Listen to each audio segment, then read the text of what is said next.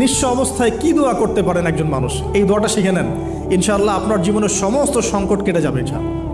আমি নিজেও এই দোয়াটা বেশি বেশি করার চেষ্টা করি। দোয়াটা হচ্ছে, মুসা আলাইহিস সালাম একটা গাছের নিচে হেলান দিয়ে বসলেন, বসে দেখলেন দুইজন মেয়ে দাঁড়িয়ে আছে দূরে, পানি নিতে পারছে না, লোকজন পানি নিয়ে যাচ্ছে, ওরা দাঁড়িয়ে আছে বেচারি। মুসা আলাইহিস সালাম গিয়ে বললেন, কি সমস্যা আপনাদের? এটা নিয়ে আপনারা আবার মেয়েদের সাথে কথা বলার চেষ্টা করেন না, ঠিক আছে? তো মাহারাম গায়রা মাহারাম মেনে চলে। তারা বললেন যে আমাদের বাবা অনেক বৃদ্ধ মানুষ, আমরা পানি নিতে পারি না যতক্ষণ না আমাদের কম পানি নিয়ে চলে যায়। মুসা আলাইহিস সালাম তো একটু বললাম না, ফিজিক্যালি খুব স্ট্রং ছিলেন, থাকে না বডি বিল্ডার, সামনে গিয়ে কথা বলে সরো পানি নিতে দাও, তখন মানুষ একটু মূল্যায়ন করে না। তো মুসা আলাইহিস সালাম এভাবে পানি নিয়ে দিলেন এবং বাছুরদেরকে পানি পান করালেন, করিয়ে গাছের নিচে এসে বসে আছেন। বসে বসে তিনি দোয়া করছেন, এই যে দোয়াটা তিনি দোয়া করছেন, রব্বি, একটা নেক কাজ করলেন, নেক কাজ করলেন না, মানুষের উপকার করলেন, নেক কাজ করে এসে গাছের নিচে বসে দোয়া করছেন, আল্লাহ এখানে তো আমার খাবার পানি বাসস্থান কিছুই নাই, আমি কি করব? রব্বি ইন্নি লিমা আনজালতা ইলাইয়া মিন খায়রিন ফাকির, রব্বি ইন্নি লিমা আনজালতা ইলাইয়া মিন খায়রিন ফাকির। আবার বলেন, রব্বি ইন্নি লিমা আনজালতা ইলাইয়া মিন খায়রিন ফাকির। অর্থ হচ্ছে, হে আল্লাহ, তুমি তোমার পক্ষ থেকে আমার উপরে যে নেয়ামতগুলো দিবে, আমি এর জন্য ফকির হয়ে বসে আছি আল্লাহ। অর্থ বুঝে পড়বেন ভাই, নামাজ রোজা হজ জাকাত যাই করেন আল্লাহর ওয়াস্তে অর্থ বুঝে পড়বেন। অর্থ বুঝে পড়লে আপনার ইবাদতের স্বাদ পাবেন, তৃপ্তি পাবেন, আল্লাহর সাথে কানেকশন হবে, আল্লাহর নূর পাবেন, মাআরিফত পাবেন, সত্য স্বপ্নও দেখবেন তখন ইনশাআল্লাহ। তখন শুয়ে শুয়ে সত্য স্বপ্ন দেখবেন ইনশাআল্লাহ। আল্লাহ পাক তৌফিক দান করে দেন। এবার আল্লাহ পাকের সাহায্য নেমে আসলো, ওই দুই মেয়ের মধ্যে একজন হেঁটে হেঁটে চলে আসে। এবার এই মেয়ের হাঁটা সম্পর্কেও কোরআন কথা বলেছে, সুবহানাল্লাহ। এই মেয়ে কিভাবে হেঁটে এসেছে এই হাঁটার বর্ণনাও কোরআন দিয়েছে। কোরআন বলেছে এই মেয়ে হেঁটে আসছে লাজুক পায়ে। কি পায়ে? এখন আপনি এই পুরো ওয়ার্ল্ডের মেয়েদের হাঁটা দেখেন, লজ্জা আছে? তাহলে মেয়েদের সাথে লজ্জা একটা গভীর সম্পর্ক আছে। এই মেয়ে প্রশংসা আল্লাহ পাক কোরআনে করলেন, লাজুক পায়ে, লাজুক ভঙ্গিতে, অবনত নয়নে সে হেঁটে আসলো। এখন আপনি কেলে যান, গো টু খেল, আপনাদের টুইন টাওয়ারে যান, দেখেন সবার হাঁটার চলা দেখেন। হায়া লজ্জার কোনো বালাই আছে এখানে? আমি গত লেকচারে বলেছিলাম যে আদম আলাইহিস সালাম এবং হাওয়া আলাইহিস সালাম, ইবলিস তাদের সাথে প্রথম যে আচরণ করেছে ওই ফল খাওয়ানোর পরে, সেটা কি? তাদের গা থেকে পোশাক খুলে পড়ে গেছে, মানে নগ্ন করে দিয়েছে আমাদের পিতামাতাকে। মহাবিশ্ব নগ্ন করে দিয়েছে কে? ইবলিস। তো এখন এই পৃথিবীতে আমরা যারা নগ্নতার চর্চা করছি, তার কার এজেন্ট আমরা বুঝতে বাকি আছে? আমার কথা কি বুঝতে পারছেন কি না? এই কানেকশন মেলানোর চেষ্টা করেন, ডটসগুলো মেলানোর চেষ্টা করেন।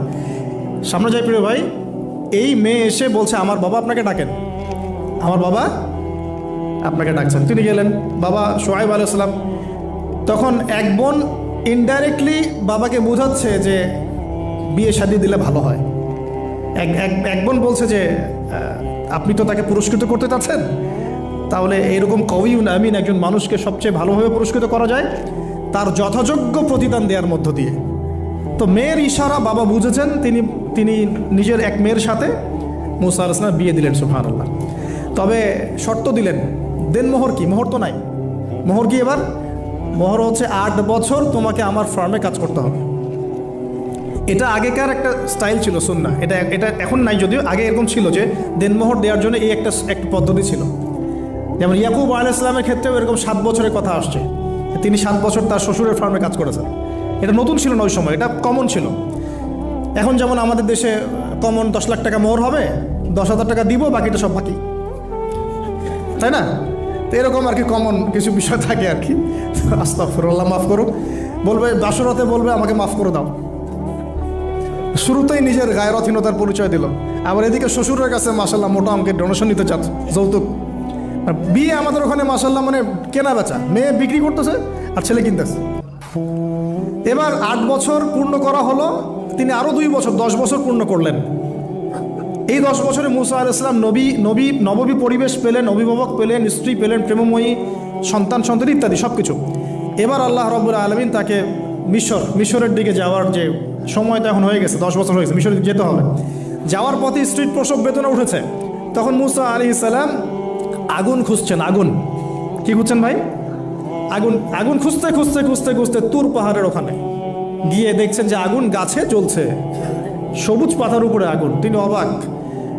এই সময় আওয়াজ আসলো, বিসমিল্লাহির রহমানির রহিম, ইন্নী আনা রব্বুক ফাখলা'না আলাইক ইন্নাকা বিল ওয়াদিল মুকদ্দাস তুয়া। মুসা, ইন্নানি আনা আল্লাহ লা ইলাহা ইল্লা আনা ফা'বুদনি ওয়া আকিমিস সালাতা লিযিকরি। মানে এখানে অনেকগুলো কথা আছে, সূরা তাহার মধ্যে আছে।